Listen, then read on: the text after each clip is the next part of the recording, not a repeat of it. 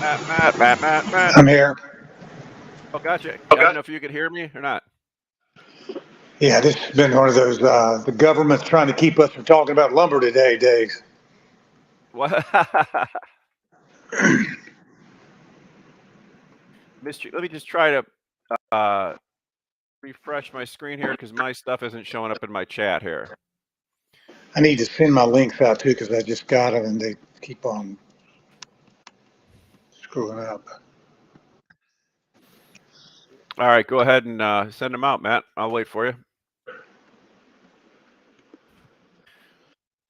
I'm getting messages from people that say they don't have the links yet, so it's my bad. We'll wait for it.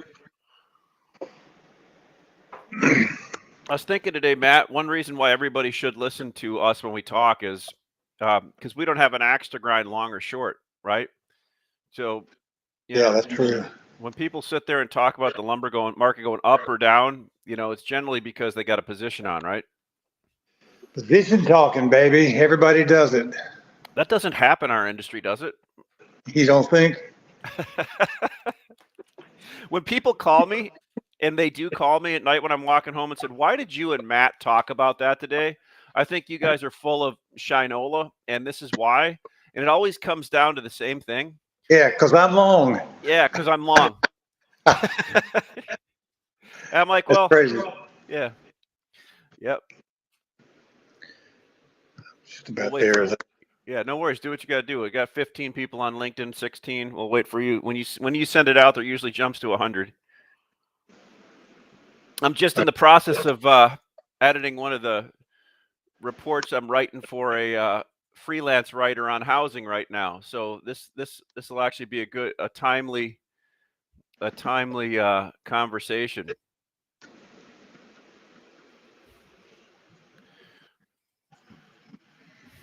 All right, 1,382 people. Let's see if half of them will show up. All right, so you sent it. Yeah. Where are you It's at? gonna Where are you in the same house that you normally rent on vacation? No, actually, we're in Rosemary Beach, Florida, which is the Panhandle near Destin, between Panama City and Destin, and it's a Airbnb thing that's it's new. You're in the Riviera, man. I tell you what, I I'm going to be out of pocket, like doing remote work for 10 weeks this year away from home. That's I thought you were shaving last week. no. I'm letting it grow like I'm in the hockey playoffs. That's a good idea. You got to knock a tooth out. Exactly. You No. need to black a tooth out so you look you're really. So I'm going to put up here while people are streaming on, and I'd like our users and our people that watch. Matt and I had a conversation before this. I'll put it up in the comments. What are you hearing from your home builders on cancellations or plus and minus changes of activity through the end of the year? So let me just put this up, see if I can make this work. Nope, that didn't work. And the reason we wanted you to talk about this during our commentary is I've talked to some home builders and I've talked to a few people. And what we're seeing are some interesting things. We're just trying to line them up with what everybody else is seeing. Yeah, let's talk our position and see if we can weight the conversation. Yeah.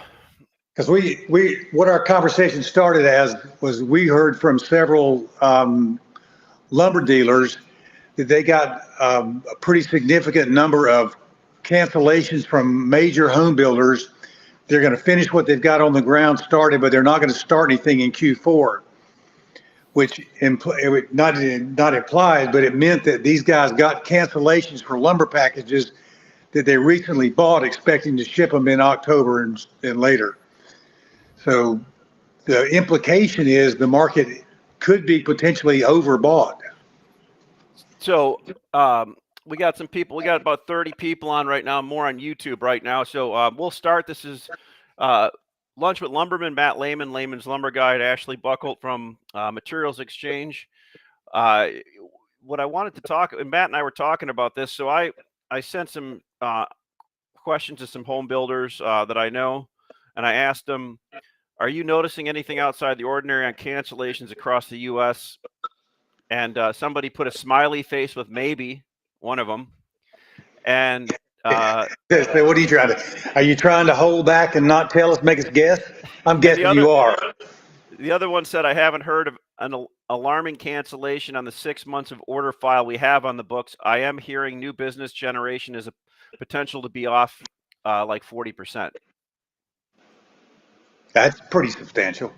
So that's that's what I'm hearing. If anybody else could actually comment on that from the home builders you do business with, or if you are a home builder, tell us what you're hearing on cancellations, and also on activity, plus or minus, right, through the end of the year.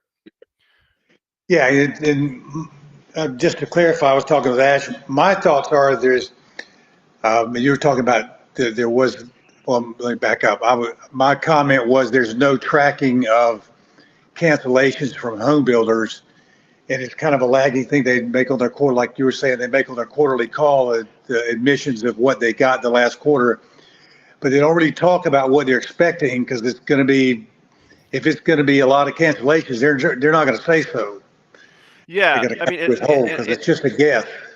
And I look at some Trulia and Redfin, I believe it is, information, but that's tough to really. Everything's state by state, and it all depends upon what the states give, what the home builders give.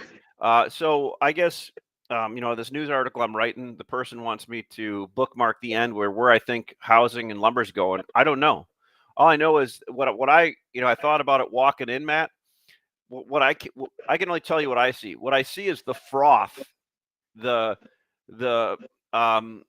fear, the people that just didn't think that they could buy a house, the $60,000 Bitcoin where it was going to $500,000 mentality, that's subsided a little bit. Why is that?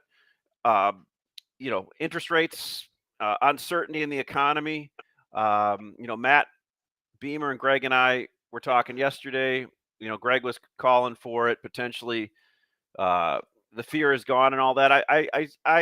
I don't know, right? I mean, I don't know what's going on, but there's a lot of things at play that I don't normally see, right? Some of those being, you and I talked about this, 2008 to 2011, these large investors weren't in the market. And kind of my theory to that is we have such a fragmented pen and paper call around market in not only lumber, but also in home building, right? We very much build and market homes no different than we did in the 1960s or 70s. Are there some nuances? Certainly.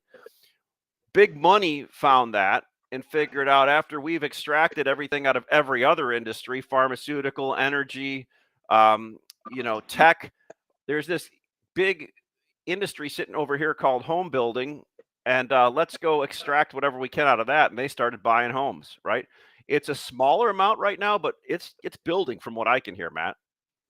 Yeah, and that here's the thing that I was just after we talked before. Here's what we don't know: the investment community is certainly growing, and I think the number has gone from like 5% to 10% or something like that, whatever the number is. But the entire economy is putting so much emphasis on the fact that group is going to bail out housing, and is going to miraculously save the economy and justify 6% interest rates, and we're all going to be fine because investors are going to get swooping up all these homes.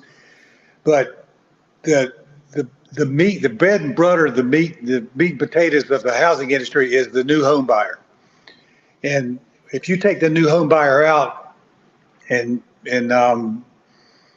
assume that they're going to be replaced by investment buyers, I think that's a false hope kind of thing, because I don't think it's the new home buyer is more than 10% of the market. And if those guys are gone, if they can't afford to buy a house and make a mortgage payment of $2,700 or $3,000 a month, they're certainly not going to pay that much for rent. So let's say the new home buyers are being replaced by bots.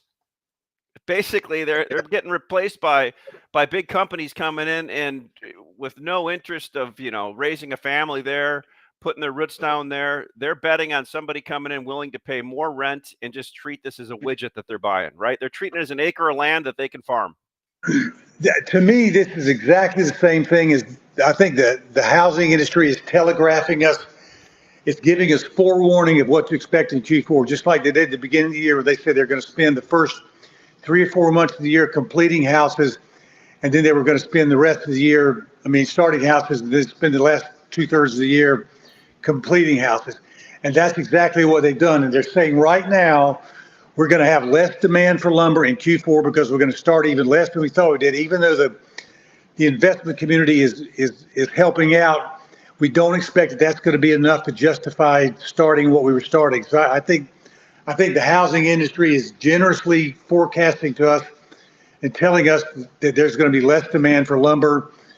And I think that as that starts to continue through the pipeline, what that's going to mean for the lumber market is there's going to be almost a panic liquidation of lumber inventory between now and the end of August as people start thinking ahead about, well, shoot, Q4, we're going to have nothing. So let's run out of lumber. So that doesn't necessarily mean that the lumber market's going to go down just because of all the negative housing information.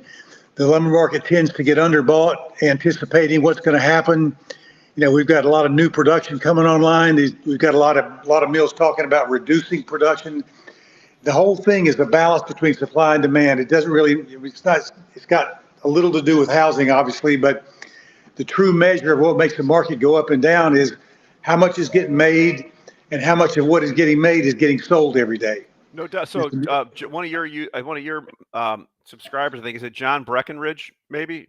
Yep. He said, the builder. Yeah, good, John. Thank you for the feedback, and we need more feedback from people in this town hall that we're holding. So new home sales are down in the last 5 months, a total of 7 homes sold. So percentage wise, John, if you get a chance, if you could tell us what that is and maybe what you see on the forecast. Richard Kavnar, does that sound correct? Yeah. Richard Kavnar, DFW multifamily continues hot. Yeah, multifamily is definitely taking over and percentage wise moving, in front of the new homes or single family homes. They just signed two contracts for a total of 476 units yesterday. More in the works for starts this year. Pricing is definitely a challenge, but developers finding a way. We do know of a couple of projects that are at risk due to cost, but they were over-designed Cadillac projects. Would be challenging to pencil in any environment. Yeah, Richard, great feedback. Our multifamily continues to kind of plod along, and it makes sense, right? Because of the rent, right? Right. Richard Kavnar, DFW, Dallas Fort Worth, Buzz, I believe is what he means on that one, DFW. If that makes sense. Yeah, I'd be interested too, Richard. Is that what's the plan for getting that lumber bought? Because I'm assuming that's $10 million or so in a lumber framing package for two contracts like that. Is that lumber? Is that project been bought? Since you've got it yesterday, are you in the process of buying it, or what's your intentions? And if you got two projects, when are they going to start? Are they 6 months away? So that's usually it's kind of a down the road kind of thing. It's not going to be right. Well, right Matt, one of the questions maybe to Richard, because I saw this 2 months ago when lumber started selling off. The multi people I know, especially in the Southeast, already started buying on the way down, and they built up inventory for 3 or 4 months, right, through the end of the summer, and put it into reloads. They actually have it. It's sitting physically on the ground at some of the people I know that, like we say, everything that's sold is bought, that went into, I always say non-traditional because over 2 years ago, that never used to happen. But, people storing in, a shed that their buddy has off of a rail line or an industrial facility that they're not using anymore really went up in the last 2 years, right? Right. Richard said we're buying it immediately. We see the next 4 weeks is the best time to buy. Absolutely agree. Yeah, and Matt, let's go back to what you were saying for the last 2 or 3 weeks. And I asked you this morning, I said, hey, Matt, the market has been moving in 2 weeks. And you basically said, yeah, it's because it's the summer buy, right? Yeah, it's a summer bump. It's like it was vacation times and meal downtime, and also prices are low enough. If you've sold anything in the last month or two and you've been waiting to buy it, there's no reason to wait for lower prices. Now, I think we're going to get lower prices, but why screw around with delivery, especially if you talk about, like Richard's talking about, going to be buying. We see the next 4 weeks the best time to buy.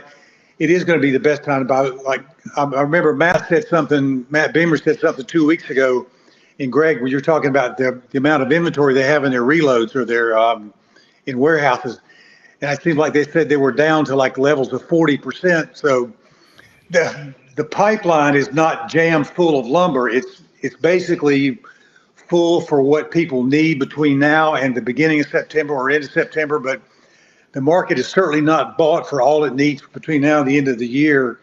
So my expectation are we're going to see some downdraft in prices as people almost kind of, like I said before, panically liquidate, and the market's going to be underbought. We're going to roll into the fall with low expectations of housing and lumber demand, but even lower on-hand inventories in the field.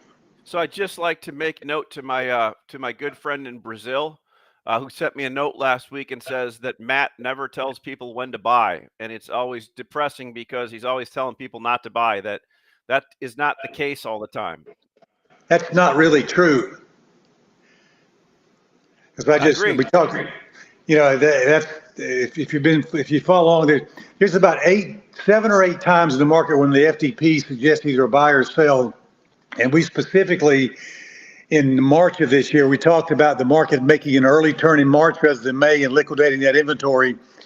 And if your buddy in Brazil wants to know when to buy, I'm going to tell you right now, the best time to buy is going to be the second or third week of August to cover through the end of September or middle of October. There's a specific. Gotcha. Now, Matt, you didn't have a new report this week. Did you want to look at the one from last week or not? Or you want to just blow through that and keep talking about what we're chatting about? Well, we can keep doing what we're doing. Basically, we talked about on the chart's going to show is the summer bump, and what I talked about was in the discussions was that you can call it a recession if you want to, but I think what we're really in is a repossession, economically a repossession of the recent wage increases. That's just raising the cost of living. Because I mean, I don't know about you guys, but everywhere I go, prices are doubled. I mean, we've been on vacation this week, and I can't get out of lunch for less than $60. Going out to eat over $100 for dinner, and every place is packed full of people buying and spending, and they're still. It's like they're making this new. They got this extra money to spend, and everything's costing more, but they're still dining out, spending, and unless I'm just hitting these hot spots where everybody is, but it just seems like no matter where you go, in the country or the city or wherever it is, the roads are packed, the airports are packed. It just doesn't seem like, I don't see the slowing when the government says spending is slowing. I don't see it when I'm out in the retail community. So, Matt, I'll give you you want to hear my messed up theory to that? Yeah. I've got a buddy that has a bar restaurant that he opened up, and it's large, right? It has a large capacity, can hold 500 people. Can't get enough people to work, right? Cannot get enough people to work. He was paying a bartender / manager a lot of money, from my opinion. I didn't make that much money in the first 15 years of my life to pour drinks. Guy only wanted to work 30 hours a week and wanted more money, right? So and I noticed that at a lot of companies, and even people that I deal with, they don't want to come to an office. They want to work when they want to work and travel when they want to travel. And it's a new generation, right, doing this. And so there's a lot of money being spent. And I think we're almost on the European model where we want to work like half the time and make as much money type of thing. So everybody's out partying and spending their money. Yeah. Still. And we see a lot of data about savings last year were like an all-time high. And now I think that's just because we had so much government stimulus. People got the money they weren't expecting and just hadn't had a chance to spend it yet. But we're not a saving society. We're a spending society, and we want to, if you got it, spend it, and we want it now. And I don't think there's people don't plan for the future. Like, I don't know if they ever did plan for the future, but unless you're just illuminously wealthy, you're not going to spend your life in retirement with a golf course and a pool and 3 squares a day and playing shuffleboard. You're going to be sitting on the back porch of a dirt road or a rest home that's government supported. Yeah, well, never in my life with all this technology have I found it so hard to communicate with people to get jobs done. Right? I know it's still impossible when you trying to find a plumber or electrician. The funny thing is you call around and you get 5 no's. I can't do it. Then you got a guy says, yeah, I can be there in an hour.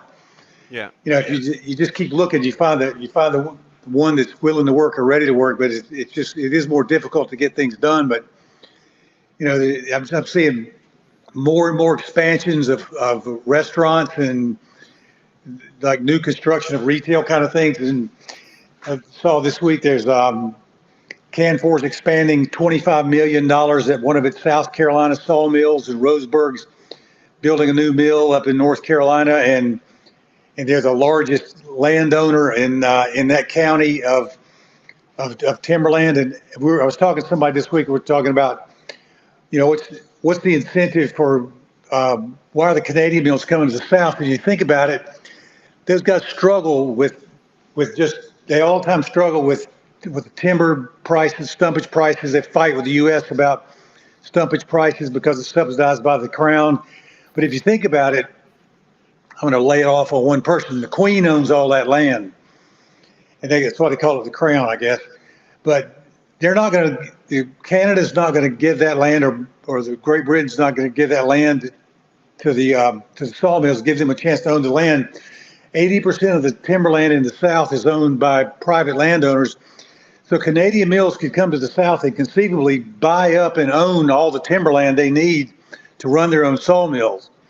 They don't have to be dependent on the government to tell them how much they can get and what they got to pay for it.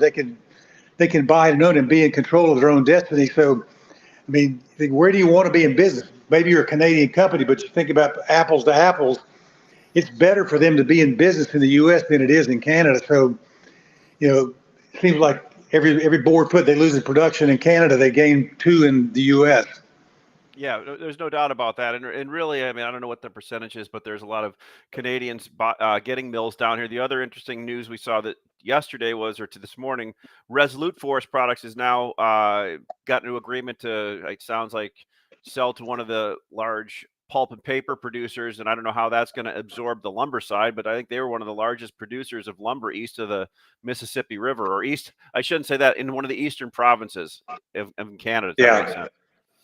Yeah, so that kind of implies that they want to be out of the paper business, and they're willing to sell their lumber mill to go along with it, I guess, to liquidate the whole. Yeah, generally the pulp and paper business is such a large percentage relative to lumber. It's kind of it's interesting. So what do you got going on the rest of the week on vacation there, Matt? What you got the report coming out on Friday?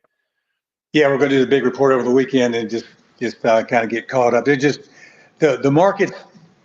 That just as we thought about for the summer bump, it's lost some steam this week. It's not as much follow through, but all the reasons for the market to continue to weaken through August are coming back into play. It's less demand, hotter than a mother out there everywhere you go, and we've had there's storms popping up. They're disrupting things, and just all the summer problems that we have. But I think the biggest thing going forward is going to be.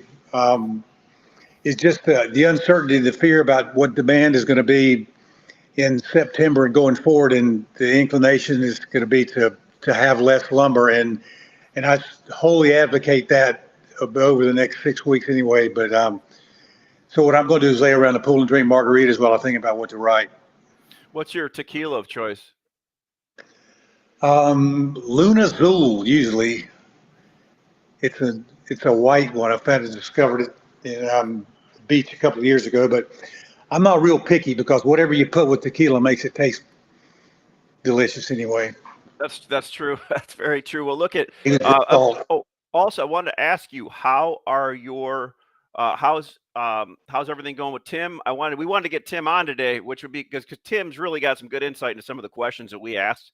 Yeah, I asked him last week what do you want to talk about. He had four completely unrelated topics to pick from, and they were all very interesting. So I put a call into Tim this morning, and Tim Sims, for you guys who don't know what we're talking about, but he's going to do some housing analysis for us in Layman's Lumber Guide. And so if you guys are looking for some insight into the housing market for your local business or your long-term planning, Tim's going to be a great guy to have on. So he'll have another column in this weekend, I believe.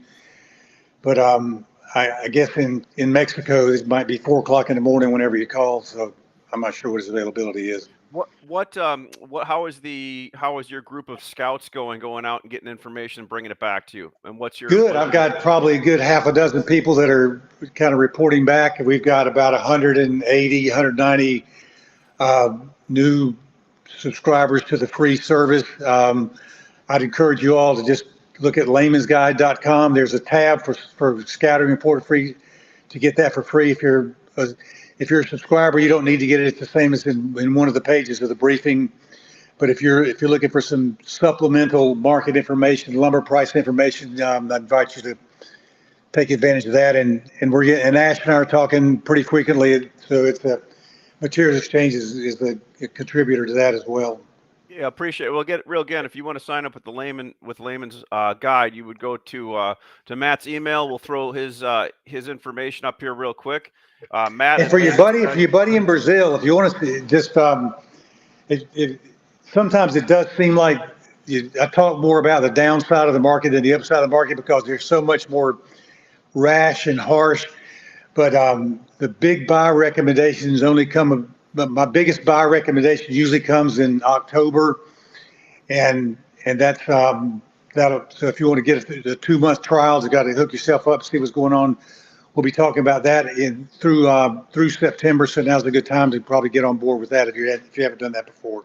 That's great. And I'll put a little plug in for MX Lumber Materials Exchange, where we're the only digital exchange matching buyers and sellers. That's mxlumber.com. Come to mxlumber.com, as you can see down in the corner there. Register, and we'll get you on buying and selling lumber. So two good choices to improve your lumber business. Exactly. All right, Matt, I'll let you back to vacation. I'll look forward to talking to you before the end of the week. Thank you guys for coming. Have a great day. Thanks, Ash. You bet. Thanks, Matt.